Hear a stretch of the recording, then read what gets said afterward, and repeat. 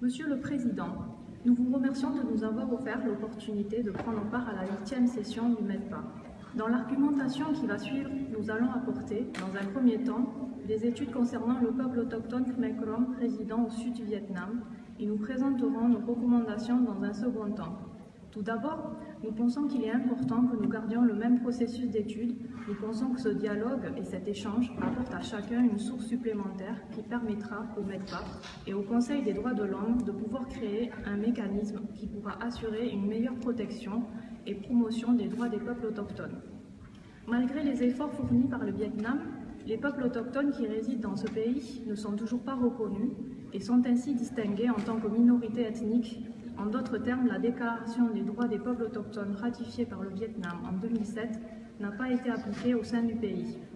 Ensuite, au nom des peuples autochtones résidant au Vietnam et du peuple Khmer Krom qui sont dans l'incapacité de s'exprimer durant cette session, nous faisons les recommandations suivantes. Premièrement, nous souhaitons que l'article 1 de la Déclaration des droits des peuples autochtones soit appliqué et que tous les peuples autochtones puissent jouir de leurs droits fondamentaux reconnus dans la Charte des Nations Unies. Deuxièmement, nous aimerions voir appliquer l'article 2 et l'article 14 alinéa 2 de la DDPA, selon lesquels les peuples autochtones devraient pouvoir jouir des mêmes droits que les citoyens vietnamiens et qu'ils ne subissent pas de discrimination concernant l'origine ethnique, la religion, l'emploi, l'éducation et la santé. Troisièmement, sur le fondement de l'article 8 alinéa 1 de la DDPA, nous aimerions protéger notre peuple Khmer Krom de toute assimilation et destruction de la culture khmer qui se concentre généralement dans les temples bouddhistes qui peu à peu se retrouvent détruits sous l'ordre de l'État vietnamien. C'est pourquoi, selon l'alinéa 2 du dit même article, nous demandons au Vietnam de créer des mécanismes visant à protéger et à garantir notre intégrité et à respecter nos traditions et notre héritage culturel, majoritairement institué par notre religion bouddhiste.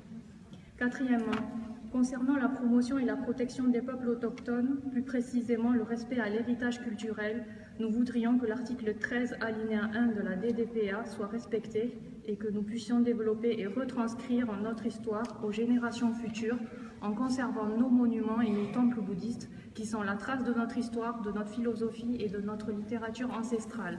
Enfin, cinquièmement, nous recommandons au Vietnam d'appliquer l'article 14 alinéa 1 de la DDPA concernant le droit de transmettre nos méthodes d'enseignement qui sont dispensées par nos bonzes, qui sont à la fois nos représentants religieux et culturels. Selon la coutume, ce sont eux qui nous enseignent les traditions et les mœurs dans les temples bouddhistes. De ce fait, l'application de l'article 14 alinéa 1 est essentielle parce qu'elle permet la conservation de notre lieu saint et de notre héritage culturel. La Fédération des Khmer Khampuchea Krom vous remercie de l'attention que vous porterez à notre requête.